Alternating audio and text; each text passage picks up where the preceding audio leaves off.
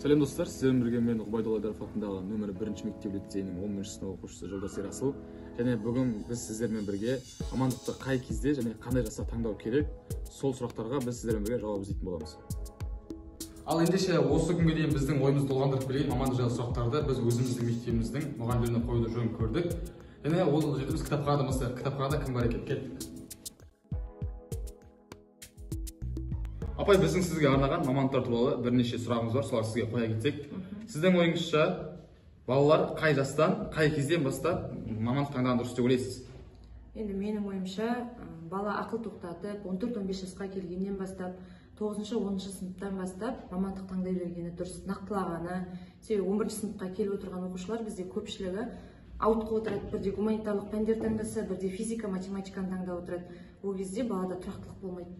Сол үшін 9-10 сыныпқа келген кезде ата-анамен ақылдаса отырып, мамандықты анықтап, 11 сыныпта нақты сол мамандыққа баратындай болып отыру керек.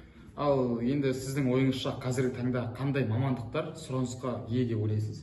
Соны айта кетсеңіз. Енді қазіргі таңда гуманитарлық салаға қарағанда жаратылыстану саласына баса назар аударылуда. Соның бірі IT саласы. IT саласының өзі бірнеше салаға бөлінеді. Соның ішінде қазіргі таңда ең өзекті болып тұрған криптология дейді, криптовалюта, өздеріңіз білетін шығарсыздар. Илон Маск қазіргі таңда криптовалютаны өзекті қылып шығарып жатыр. Егер де ғаламторды қарайтын болсақ, сол сала немесе ғарыш оқушыларға сол салаларды мен айтар едім, сол салаға барыңыздар деп. Және біздің өңірімізде қазіргі таңда Қазақстан Республикасында жалғыз теңіз саласын оқытатын біздің Ақтаудағы Есенов университеті. Сол қазіргі кезде судоводитель деп айтады, судовождение, теңіз жүргізу, кеме айдау мамандығы қазіргі таңда ең өзекті мамандық. Осы мамандық бізде жетіспейді екен. Осы салаға баруға оқушыларға ұсыныс тастар едім.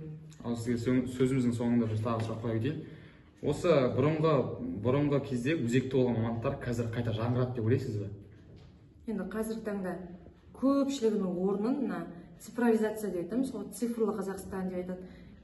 Жалпы соған ауысқаннан кейін біздегі гуманитарлық салалардың орындары ауысып, жаңа айтқандай жаратылыстануға қарай кеттік те, және робот басты да көпшілігінің орнын қазір роботтар орындай береді. Оператор болып бұрын бір адам таңертеңнен кешке дейін телефонға жауап беретін болса, қазір роботтарды қойып, боттар арқылы жұмыс жасай беруге болады. Сондықтан олар қайтып келеді деп ойламаймын. Мен керісінше болашақ мамандықтарды оқушыларға болашақ мамандықтарға баруға кеңес берер едім. Сұхбат үшін рахмет сізге. Ал сіздер мамандық таңдамастан бұрын мына сұрақтарға жауап беріп, ата-аналарыңызбен бірге ақылдасуларыңыз керек деп ойлаймын. Сіз қандай мамандықты таңдағыңыз келеді және ойыңызда қандай мамандық жүр? Және солардың барлығының тізімін жасап, ата-аналарыңызбен ақылдасыңыздар. Бұл түсіндегі мамандықтарды не байланыстырады? Ойланып көріңіз. Сізге қай салада жұмыс жасаған ұнайды? Адамдармен бе, әлде құжаттармен бе, немесе сізге шығармашылық ұнап қалуы да мүмкін. Сіз мектепте қай пәнді сүйіп оқыдыңыз? Нақты ғылымдар ма, әлде гуманитарлық па? Сіз сүйіп оқитын салада қандай мамандықтарға сұраныс жоғары? Мамандардың болжамы бойынша 21-ші ғасырдағы ең көп сұранысқа ие мамандықтар олар робототехника, IT, медицина, ғарыш және әлеуметтік саладағы мамандықтар өте сұранысқа жоғары деп болжам жасалып жатыр.